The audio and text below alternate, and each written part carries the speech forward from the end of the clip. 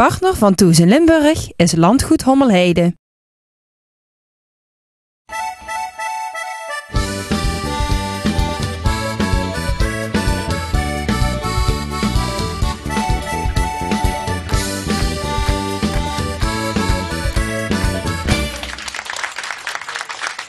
Ja, dag dames en heren. Welkom bij een nieuwe aflevering van Thuis in Limburg. U ziet het, we hebben een nieuw decor. We zijn verhuisd naar Hommelheide in Ex-Zusteren. En we durven het aan met dit weer om ook buiten te gaan zitten. Het zonnetje komt redelijk door. De wind is wat vers. Maar we proberen het toch zo vol te houden. We zitten hier aan tafel wederom met een aantal mooie gasten. Te beginnen met iemand die tot 2 keer toe brons heeft behaald op de Olympische Spelen. We praten met Annemiek Derk. Zij deed dat met kanovaren in Seoul en in Los Angeles. Zometeen gaat voor u zingen niemand minder dan de neef van Stanley Hazes heet hij. En hij gaat uiteraard in mooie, uit volle borst ook liedjes van André Hazes zingen. En hier aan tafel beginnen we met een hele bijzondere gast. We doen het altijd als we op een nieuwe locatie zitten. We beginnen met de burgemeester van die plaats. En dat is niemand minder dan Jos Hessels, de burgemeester van Ex-Zusteren. Goedemiddag. Goedemiddag. Ja, welkom in uw eigen gemeente zou ik bijna zeggen. Mooi hè? Ja, we genieten. We zitten hier op een park met huisjes en met een camping erbij. Wat voor type bent u? Een huisje of een camping? Ik ben meer een huisjesmens. Ja? Alhoewel je hier precies die goede combinatie ziet. Het zijn hele prachtige nieuwe huizen die hier aangebouwd zijn. Aan de achterkant hier van het meer kun je die zien. Maar daarnaast is er ook een hele mooie camping bij. En dit is voor elk wat wils. Maar je bent iemand die toch houdt van een vast dak boven het hoofd. Je gaat niet met z'n vieren in een koepeltentje liggen. Met mijn schoonouders zijn echte kampeerders. Daar krijg ik de geneugten van de caravan van mee. Maar ik zelf hou het liever boven het vaste dak. Ja. Ja, wat is uw favoriete vakantiebestemming? Ik ben wat dat betreft ontzettend saai. Ik ben afgelopen juni voor de 26e keer in hetzelfde huisje in Toscane geweest. Echt waar? Absoluut. Daar hoor je een beetje bij het meubilair, daar hoor je een beetje ook bij het dorp. De mensen kennen je en dat vinden we heerlijk. Ja, want wat maakt die streek dan zo mooi? Nou, het is een prachtige streek qua natuur, qua cultuur. Heerlijk eten en drinken. En de ontspannenheid. Het is toch echt la dolce vita daar in Italië. En als je daar eenmaal van geproefd hebt, dan kan het voor ons niet meer op. En u bent inmiddels ook al een beetje een bekende persoonlijkheid daar in het dorp dan? Nou ja, als je er weer aankomt, ja, de mensen kennen je. Leo Landesi. En dan kun je weer eens met ze bijpraten. En u heeft daar een eigen huisje of u huurt daar elke keer? Nee, wij huren daar hetzelfde huisje. Dus wij hebben de lust en de eigenaar heeft de lasten. Maar daar bouw je natuurlijk wel een relatie mee op. Dus je zit daar ook eigenlijk alsof het je eigen huis is. Ja. Maar we hoeven er niet naartoe om te verven en om allerlei onderhoud te plegen. Dat doet de eigenaar voor ons. En voor u is vakantie 2 weken lang uit liggen, een boek lezen? Of nee, absoluut niet. Erop uitgaan? Wel een boek lezen, maar zeker ook elke dag erop uitgaan. Genieten van wat die streek daar te bieden heeft. Maar tegelijkertijd wel ook rust. En niet dat je al 5 dagen van tevoren weet welke afspraken je weer hebt en waar je weer naartoe moet. Toch echt even rustig bijkomen. En u heeft de vakantie al gehad of moet u nog gaan? Nu? Nee, ik heb ze in juni al gehad, dus het duurt weer even. Oké, dus u bent alweer vol in de arbeid? Wij zijn alweer ruim 1,5 maand nu aan het werk. Ja. Nou ja, dat is ook natuurlijk heel leuk. Kijk, het mooie is als je vroeg op vakantie gaat, dat je dan in de zomerperiode ook kunt werken. Je hebt dan wat meer tijd ook voor gesprekken met mensen te voeren, zeker als burgemeester ook, om de dorpen in te gaan, om bij het verenigingsleven te zien, want je organiseert ook heel veel in die zomer.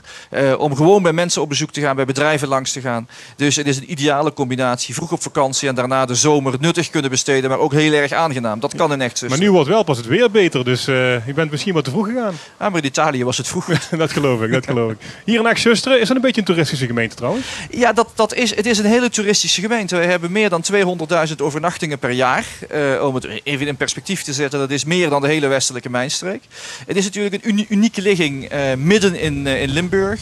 Een gemeente waar je in een uurtijd van Duitsland naar België wandelt. Minder dan 5 kilometer breed. En tegelijkertijd 3 middeleeuwse stadjes in die ene gemeente. Dus het heeft wat te bieden. Maar van de andere kant, het is ook een ideale uitgangsplaats, uitvalsbasis, als je naar het zuiden of naar het noorden wil. Ik ken geen enkele plattelandsgemeente die 2 stations heeft. Maar ook 2 autosnelwegen met 5 afritten. Dus waar je ook zit, je kunt altijd snel weer naar bijvoorbeeld Maastricht of naar Roermond. Met de trein of met de auto. Je kunt fantastisch fietsen. We hebben 275 kilometer aan fietspaden. We hebben een heleboel wandelpaden. graden. Dus hier is het mooi, elders is het mooi. En dan kun je van hieruit heel goed bezoeken. Je heeft de cijfertjes wel goed in uw hoofd zitten, moet ik zeggen. Nou ja, dat hoort er natuurlijk bij. Als je jezelf ook een beetje verbaast over hoe snel het groeit. Was het bij u ook zo toen u voor de eerste keer hier kwam als burgemeester een jaar geleden? Dat u echt uw ogen hebt uitgekeken van, goh, dat wist ik eigenlijk helemaal niet? Absoluut, ja. Ja, maar zeker ook als je dan de ontwikkelingen ziet. Wat opmerkelijk is dat we in de afgelopen 5 jaar is het aantal overnachtingen met meer dan de helft gestegen. Tegen de trend in.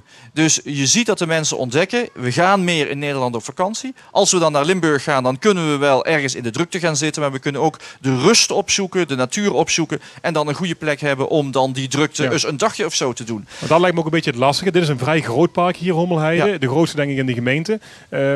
Zo'n park gaat natuurlijk enerzijds ook alweer ten koste van wat natuur. Hoe houden jullie die balans daar een beetje in? Nou, bij dit park is een heel mooi voorbeeld van hoe je een park kunt inpassen in de natuur die er is. Het zijn ruime huizen die op ruime kavels zijn gezet, waar iedereen dus ook in die natuur leeft. De eigenaren, het is ook een familiebedrijf, dat is heel mooi aan zo'n vakantiepark. De eigenaren hebben gewoon heel veel aandacht voor kwaliteit. Voor de rest hebben wij echt nog wel wat ruimte voor ondernemers die ook accommodaties willen bieden. Maar dat hoeven dan geen grootschalige zaken te zijn. Bed and breakfast, er komt er nu weer een nieuwe bij in Echt. Maar ook in andere dorpen van de gemeente. We hebben 24 dorpen in Echt, Susteren. Daar is nog heel veel plaats voor die kleinschalige verblijfsaccommodaties. Kamperen bij de boer hebben we nu een aantal plaatsen. Is heel erg in. Het is ook heel erg. Je ziet nu ook dat het zich doorontwikkelt. Dat je dus toch in een bepaalde vorm van luxe toch bij die boer kunt kamperen. Je krijgt dan echt het platteland mee. En dat hebben we hier in overvloed. Ja, ik ben nu een jaar in dienst, ik zei net al. Hoe bevalt het eerste jaar? Uitstekend. Ja? Uitstekend. Ik heb het hele openbaar bestuur zowat gezien. Ik heb een spaarkaart bijna vol. Ja, Tweede Kamer, provinciehuis en nu dus burgemeester in de gemeente. Precies. Steeds dichter bij de mensen. En dat is het mooie eraan. Je komt bij heel veel mensen thuis, bij verenigingen, bij alles wat ze organiseren. Wat ook heel opmerkelijk is ja, als burgemeester er is er maar 1 van. Dus dat geeft ook aan dat de mensen het op prijs stellen als de burgemeester ergens langskomt. En op mijn beurt doe ik het dan heel erg graag om juist te zien wat al die mensen echt Susteren organiseren en waar zij zich voor inzetten. Dus een ideale combinatie. Ik heb mijn bestemming gevonden. Ja, voortaan alleen nog maar bij het gemeentebestuur, zeg maar, en niet meer terug in grotere hoedanigheden? Nee, ik heb de nationale schaal gezien en de provinciale. Ik vind de gemeente fantastisch. En voor mij hoeft het ook geen grote stad.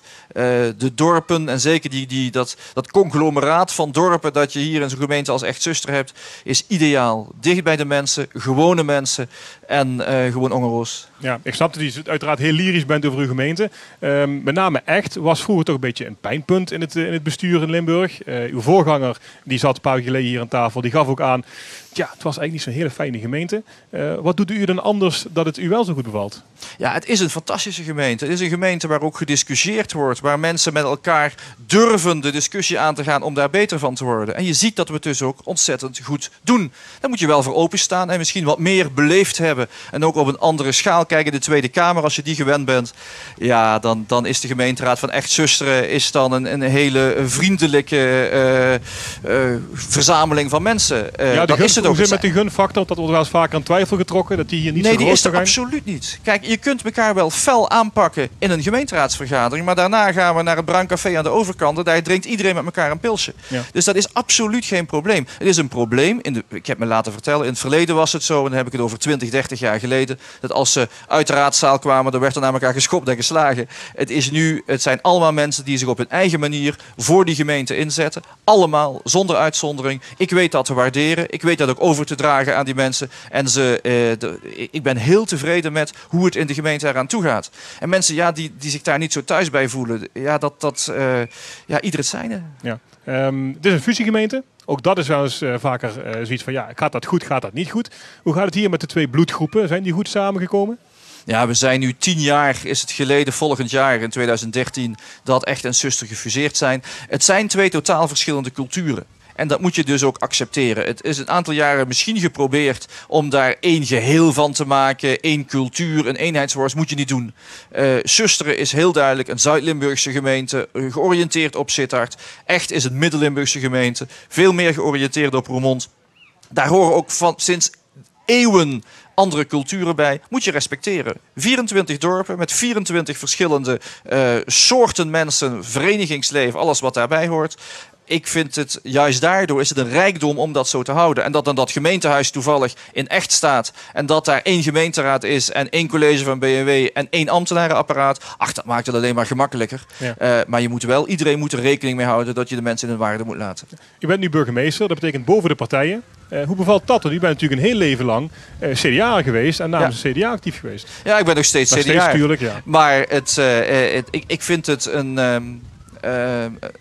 hoe moet ik dat zeggen, heel fijn om niet meer die politieke pet altijd op te moeten hebben. Want dan moet je toch bepaalde afwegingen maken vanuit een partijbelang. Dat hoeft als burgemeester niet. Dat is zelfs beter om dat niet te doen.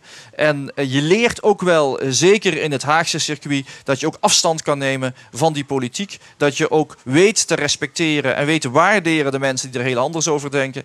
En daar heb ik erg veel aan gehad in het afgelopen jaar. Ik voel me daar uitstekend bij thuis, juist bij dat apolitieke. En ik heb ook gezegd, toen ik ophield als gedeputeerde, was ik overtuigd ervan dat ik niks politieks meer zou gaan doen. Dat ik uit de politiek zou stappen. Ja. Veel mensen vragen dan, ja maar burgemeester, je bent daarop teruggekomen. Nee, want ik kan dat dus uitstekend combineren. Een burgemeestersfunctie en toch echt tussen de partijen in staan. Niet eens erboven, maar ertussenin. En iedereen zijn ruimte geven, ook in een gemeenteraad en daaromheen. En je moet wel, het is wel heel erg goed als je zelf in dat wereldje gezeten hebt. Ook de politieke tips en trucs kent. Van de zweep kent. Het klappen van die zweep. En dan helpt het om te doorzien wanneer iemand weer eens een of ander spelletje wil gaan spelen. Dat heb ik van tevoren in de gaten. Dan kun je daar ook op wijzen en zeggen, jongens, kom op. We zitten hier in het belang van onze gemeente. En dan komt het altijd weer goed. Maar u zegt tussen de mensen, tussen de raadsleden. Is dat lastig? Nee, dat is heel gemakkelijk juist. Het is veel moeilijker om er boven te staan. Als je gewoon tussen de mensen opstelt, met de mensen meedoet, van het treuren tot het feestvieren. Er is niks wat een mens beter ligt. Hoef je nooit toneel te spelen. Heerlijk. Zonder meer waar. U heeft een heel lang politiek leven ook al achter u. Maar we gaan eens even terug naar die periode daarvoor. U bent namelijk ook een heel geleerd man. Met name als het gaat om sociale zekerheid. En laat dat net het thema zijn wat natuurlijk ons allen flink raakt en toch wel aan wat discussie onderhevig is. Want nu al werkt dat 67 en volgens mij moet ik doorgaan tot mijn 80ste zo ongeveer. Geef eens even de oplossing. Wat moeten we hier gaan doen in Nederland? Ja, nou, die oplossing is niet zo heel snel te geven. Wat we wel moeten zien is dat we in de afgelopen decennia... Kijk, dit is begonnen in de jaren 50. Daarvoor was er nauwelijks sociale zekerheid. Sinds die eind jaren 80 hebben we steeds meer zekerheden voor de mensen ingebouwd. En we zien nu dat we dat met z'n allen niet meer kunnen betalen. En wat we nu terug gaan nemen zijn eigenlijk zaken die in de laatste 10, 20 jaar pas erbij gekomen zijn. Dat moeten we wel beseffen. Bedoel je dat? Nou ja, als je kijkt naar alles wat in de zorg vergoed wordt. Dat was 20 jaar geleden, werd dat niet vergoed. En dan gaat het om bijvoorbeeld dat je als je in een verpleeghuis zit. Vroeger werd gesproken over je moet je huis opeten. Het is goed dat we dat hebben afgeschaft. Maar het is niet reëel dat als je van een huurhuis naar een verpleeghuis gaat of naar een bejaardenflat gaat, dat je dan niet meer hoeft te betalen, geen huur meer hoeft te betalen. Dat soort zaken, dat scheelt miljarden en dat hoeft nu niet meer. Waarom betaal je wel voor een nieuwe fiets en niet voor een nieuwe rollator? Dat zijn zaken die we echt ons moeten afvragen. Het zijn verworvenheden dat we aan mensen die het niet kunnen betalen dat beschikbaar hebben gesteld. De discussie over het al dan niet betalen van dure medicijnen vind ik een vreselijke discussie. Natuurlijk moet iedereen die medicijnen nodig heeft, moet die vergoed krijgen. En moet hij ook de kans gesteld krijgen om die te krijgen. Maar het kan niet zo zijn dat die verzorgingsstaat die we hebben opgebouwd, dat zonder dat gekeken wordt naar de mogelijkheden die mensen zelf hebben, dat blijft bestaan. Ja. En ja, dat zal toch in de komende jaren vaak pijn gaan doen. Maar die pijn hebben we onszelf aangedaan. Ja, maar dan zeggen de mensen nu natuurlijk van, had je niet van tevoren kunnen voorzien? Want we hadden ooit wel kunnen bedenken dat het systeem zoals we het hebben en kenden al jarenlang, dat een beetje eindig zou zijn op het moment dat er heel weinig nieuwe aanwas van mensen zou komen. Met andere woorden, als er minder kinderen geboren worden dan er doodgaan. Dat is waar. Maar dat kunnen we dus nu niet meer terugdraaien. Dus nu is de grote vraag, wat is dan de oplossing? Ja, je kunt het wel terugdraaien, maar dat doet dus wel extra pijn. Want wat je eenmaal hebt, dat geef je veel moeilijker af.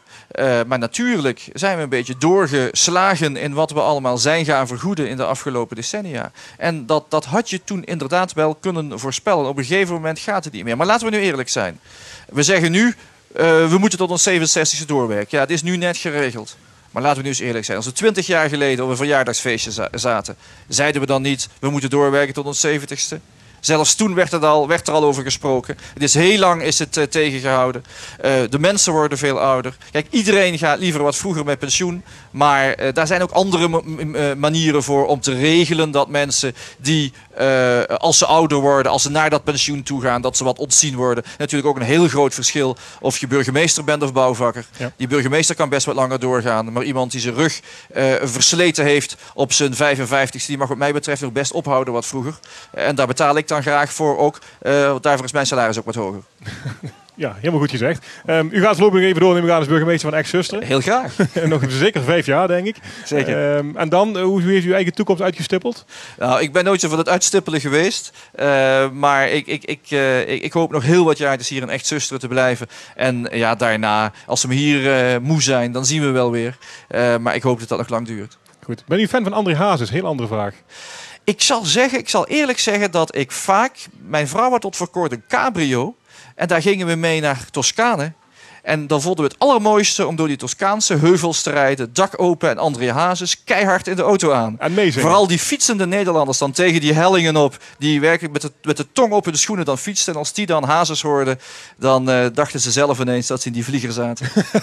En nu zingt mee dan toch niet meer aan? Of? Uit volle borst, zolang de microfoon maar uitstaat. Nou, dan gaan we dat in ieder geval doen. Want wij gaan verder met muziek. Ik was niet voor niks een vraag over André Hazes. Want we hebben hier de neef van André te gast. Hij wordt straks geïnterviewd, maar gaat eerst natuurlijk voor u zingen. En als u goed luistert, dan hoort u zeer zeker de stem van André erin. Graag uw applaus voor Stanley Hazes.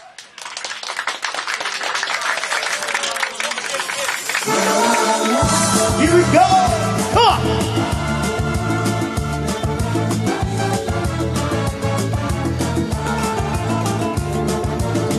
La la la la la. La la la la la la la. Ik moet dit en ik moet dat. Ik heb het helemaal gehad. Ik kap ermee zoals je ziet. Ik sta altijd klaar, dag en nacht, geen bezwaar, maar vandaag even niet. Ik ga lekker bieren waaien, de telefoon die zet ik uit. Nee, ik ben niet meer te paaien, want net nam ik dit besluit. Vandaag doe ik mijn eigen ding. Ik heb het prima naar mijn zin. Niemand kan mij nog iets maken, want ik doe mijn eigen zaken. Nee, nu even geen gezeur. Lekker weg uit de sleur. Niets moet en alles maar. Een gulle lach, een gouden dag. La la la la la. La la la la la la la.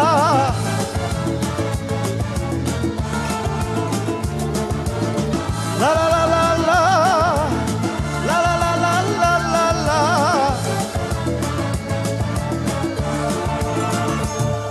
Nee, lieve schat, dit is niet wat je verwacht. Ben even weg zoals je ziet. Wil alles voor je doen, veel liefs en een zoen, maar vandaag even niet. Ik ga lekker bieren waaien, de telefoon die zet ik uit. Nee, ik ben niet terug te draaien, want net nam ik dit besluit. Vandaag doe ik mijn eigen ding. Ik heb het prima naar mijn zin. Niemand kan mij nog iets maken, want ik doe mijn eigen zaken. Nee, nu even geen gezeur. Lekker weg uit de sleur.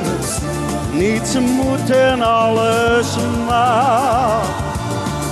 Een gulle lach, een gouden dag. La la la la la. La la la la la la la.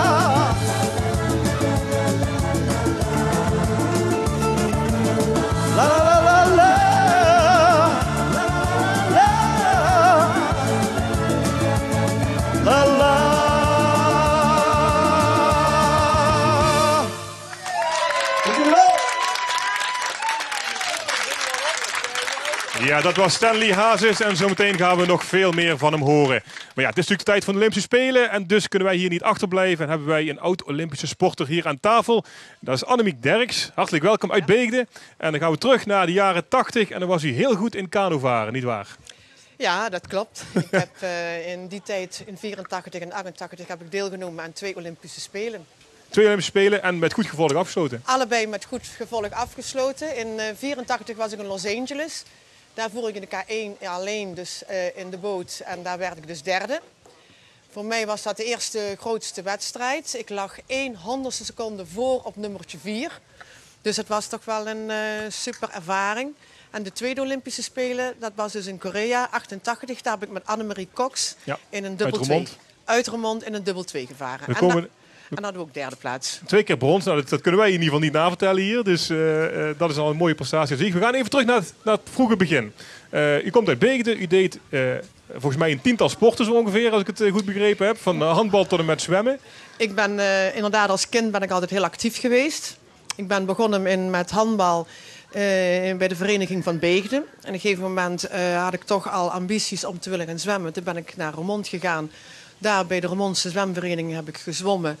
En dat ging toentertijd ook al vrij aardig. Ik heb 2 keer deelgenomen aan de Nederlandse kampioenschappen. En voor Limburgse begrippen was dat al een hele prestatie. Op de vlinderslag? Op de vlinderslag, de 100 en de 200 vlinder. Daarna had ik al ambities om een beetje te kanoën. Van mijn eerste vakantiegeld en wat ik toen verdiend heb, heb ik al een kanootje gekocht. Is zo de passie ontstaan? Van de vakantie een keer voor de flauwekul, zo zeggen? Zo, gewoon lekker op het water, buiten bezig zijn. En want een kind komt normaal gesproken zelden tegenwoordig in aanraking met die sport, zeker op die leeftijd. Dat klopt, maar omdat we toen met het zwemmen nog bezig waren. Dus de groep waar ik toen de tijd heel veel mee optrok. In de zomertijd lagen we altijd aan grindplassen in Remond. En dan was het leuk om ook nog een kano te hebben, nog een luchtbed te hebben. Eentje had een motorboot met een paar waterskis. En de hele zomer waren we eigenlijk aan het water te vinden. En omdat ik zelf toch van nature actief ben en graag aan sport doe, ben ik naar het CIOS gegaan. Tijdens de CIOS-periode had je dus ook sportkampen. Nou, daar heb ik dus deelgenomen aan het kanovaren. En dan niet in een rubberboot, maar in een echte boot die je in de Ardennen gebruikt. Een stukje afvaart. En daar bleek toch al dat ik al een stukje talent had. En toen ter tijd voer ik al de jongens al voorbij. Altijd een prettige Ik ben gedachte. toen lid geworden van de kanovereniging van Navicularis, Sittard. En daarna ben ik overgestapt naar Remond. En toen ben ik lid geworden van Nautilus, waar mijn man, Piet Bourgie, dus mij als het ware heeft getraind. En uiteindelijk ben ik uitgekomen op de Olympische Spelen. Ja, u zegt dit alsof het niks is, maar ik begrijp dat zeg maar een jaar voor de Olympische Spelen had eigenlijk nog niemand in de sport van u gehoord zo'n beetje. En de laatste paar maanden ging het super en mochten we eens mee naar Los Angeles. Nou, ik zat toch al vanaf mijn 22e in de wildwaterploeg. Ik deed daar dus afvaartvaren, wat ook vrij goed ging, maar het was niet Olympisch, dus dan sta je wat minder in de picture. Internationaal omhoog te scoren is best moeilijk, want alle voorbereidend werk moet je dan toch zoveel mogelijk in de Alpen doen. Dus ik had toen als ranglijst stond ik op de 7e plek van Europa, was al heel knap. En ik heb toen even een stop gehad. Mijn man kreeg een baan bij de Nederlandse Kanobond. En toen ben ik overgestapt van wildwater naar vlakwaterkanoën. En dat ging inderdaad supersnel. Ik zit het tweede jaar in de boot en het lukt mij om tijdens de selectiewedstrijden mij toch te selecteren voor de Olympische Spelen. En dat gebeurde allemaal in 2 jaar tijd. Ja, En toen was ik toch al inmiddels al 30 jaar. Ja, nou ja, dat is voor een carnavalster is dat wat dat betreft een wat hogere leeftijd? Nou, je komt ze toch in alle leeftijden tegen. Je kunt vanaf je 19e kan je goed scoren. Maar er zijn ook nog heel veel medaillekandidaten geweest die bijvoorbeeld al 36 waren. Er zijn erbij die hebben wel 15 jaar aan de Dus je was nog in de kanosport. bloei van uw leven? Ja, en dan heb je genoeg kracht, je hebt power en dat kwam er ook heel goed uit. Hoe ging dat destijds? Hoeveel uren in de week trainde u bijvoorbeeld? Nou, ik trainde toch gemiddeld zeker 15 uur per week minimaal. En als ik dan in het hoogseizoen, dus als dan de wedstrijden beginnen, kreeg ik toch vanuit mijn werk wat meer ruimte. En dan train je elke dag gemiddeld 2 keer. Ja. Elke schoolvakantie zit je in een of ander trainingskamp. We gingen heel veel naar Spanje toe. We gingen naar Duisburg toe. Want hier in de plassen in Remond was het vaak veel te druk. Dan kan je niet goed concentreren op jouw programma. En dan moet je toch rustig water hebben. En was dat toen vol tijd? Ik kan me dat haast niet voorstellen. Maar Ik ben altijd blijven werken. Ik heb wel het voordeel dat ik in het onderwijs werkte. Dus alle vakantietijd ging dan ook op aan trainingskampen. En ik had ook het geluk dat ik vaak examenklassen had. Ook wat meer tijd om te trainen. En ik had hele goede collega's. Dus dan had je een wedstrijd en dan werd er gezegd van oké, je mag naar de wedstrijd toe. Maar dan moet je dan de uren die door jouw collega's worden overgenomen daarna weer terugnemen. Maar mijn collega's hadden het altijd zo geregeld van laat maar zitten, dat doen wij wel. Die vonden het gewoon prachtig dat ik zo ver gekomen was. Ja. Dus die hebben mij toentertijd toch al een stukje ontlast. En dat is gewoon heeft heel goed uitgepakt allemaal. Ja, dan gaan we naar Los Angeles. Met wat voor aspiraties gaat u daar dan heen? Dat is het moment dat Piet Boegie is in die periode vanaf na Los Angeles wordt hij mijn bondstrainer. Toen waren de ontwikkelingen van Annemarie Cox ook ontzettend goed. En we hebben ons toen helemaal gespecialiseerd op de K2. Het jaar voor de Olympische Spelen waren we tweede op de wereldkampioenschappen. Dus je kreeg dan ook gelijk de A-status. En dat is ook het jaar, Olympisch jaar, dat ik dan vanaf februari meer tijd aan trainingskampen besteed heb. En minder werk op school. En dat werd dan door de NSF dan heel mooi geregeld. Ja. Maar bedoel te zeggen, u ging naar Los Angeles eigenlijk met het idee van de Olympische gedachte, meedoen is belangrijker dan winnen? Ja, sowieso. Wat meedoen is het belangrijkste. En dat brons kwam eigenlijk onverwacht dan? En dat brons kwam onverwachts. Het was wel een super zware wedstrijd, omdat je mist toch jouw partner die jouw trainer is. En dan ben je aangewezen op een bondstrainer die op dat moment heel veel met de heren bezig is geweest. Ik was ook als enigste dame daar, dus ik voelde me wel een beetje alleen. Maar uiteindelijk heeft het wel allemaal heel goed uitgepakt. Ja. Dan is de toon gezet, zou je zeggen? Want ja, dat mag je wel stellen, ja. Sindsdien dan kennen ze u en dan wordt er zeer duchtig rekening met u gehouden. Hoe ging het toen dan naar Seoul toe? Nou, na de Spelen vroeg de Kanobond of ik door wilde gaan. En toen heb ik het dus aangegeven. Want dat was niet zeker? Ja, ik was al 30 jaar. Ik denk, nou, dat is de tijd misschien om wel te moeten stoppen. Je bent al wat ouder. Maar toen heb ik de Kanobond voorgesteld van als er een echte damestrainer komt, dan wil ik nog overwegen om 4 jaar door te gaan. En ik wist ook dat Annemarie een ontzettend sterke stijgende lijn had. Piet zou dan mijn trainer worden. Ik denk, nou, 4 jaar zo samen nog mooi dat stukje topsport meepakken. Nou, heb ik voor gekozen. En toen heb ik ook al die 4 jaar er hard voor gewerkt. Ja, en je gaat dan in een tweemansboot zitten. Is dat heel veel anders? Ja, wij als leken hebben daar geen enkel beeld van. Maar is dat heel veel anders dan dat je het alleen moet doen? Het is zeker anders, maar het mooie van die K2 was dat we eigenlijk, als je ons zou plaatsen in een K1, nooit medaillekandidaat zouden zijn. Maar we hadden zo ontzettend goed samenspel opgebouwd, dat wij wisten dat we toch wel kanshebber waren in die periode. En daar hebben we ook heel veel op getraind. Ja, wat maakt het dan precies anders? Ik bedoel, ik zou zeggen, je hebt een ander tijd. De boot moet stabiel liggen. Dus als ik stil lig, maar mijn maat ligt niet stil. Of omgedraaid. De slagpeddel moet ook exact gelijk vallen. Het is veel technischer wat dat betreft. Het wordt technischer. En als je in een K2 zit en de boot loopt niet, dan kom je ook nooit goed over de finish. Dus dat moet eigenlijk als een samenspel ontzettend goed samenvallen. Hoe was toen die medaillebrons? Was dat verwacht of nog altijd onverwacht? Toen was dat toch wel verwacht. Omdat we het jaar daarvoor tweede waren op de wereldkampioenschappen. Maar dat maakt het ook wel weer heel ontzettend moeilijk. Je moet je ook waarmaken. We hadden toch al wat sponsors links en rechts. Jouw werk ondersteunde je, had wat meer vrijgekregen om te kunnen trainen. De NSF slooft je voor je uit en dan moet je wel presteren. En dat maakt het mentaal, was het wel een hele zware job. Ja, maar veel mensen zeggen dan, je wint geen brons, maar je verliest goud of je verliest zilver in dat verband. Hoe was dat bij jullie?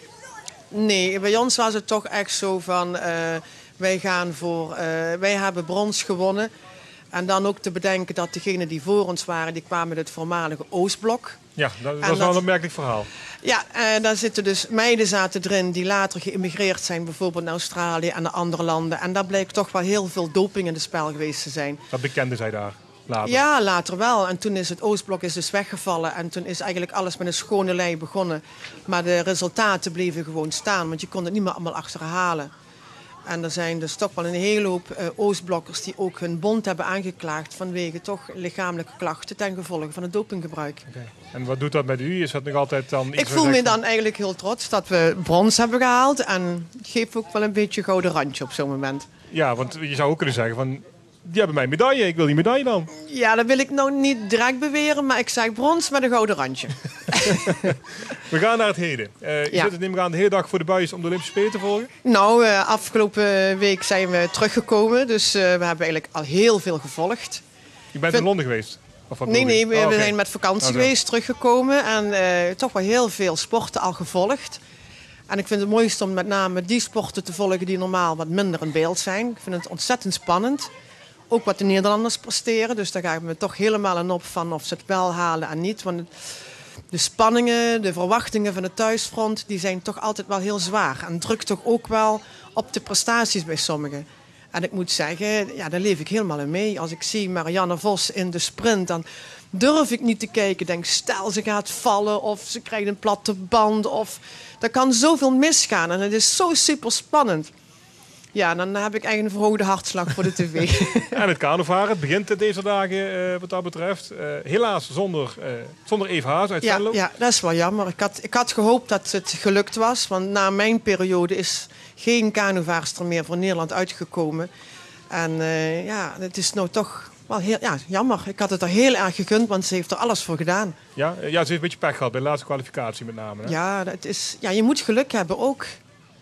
Dus, en haar capaciteiten liggen toch vooral op een iets langere afstand. En je moet het wel op de 500 en op de 1000 meter laten zien. Ja.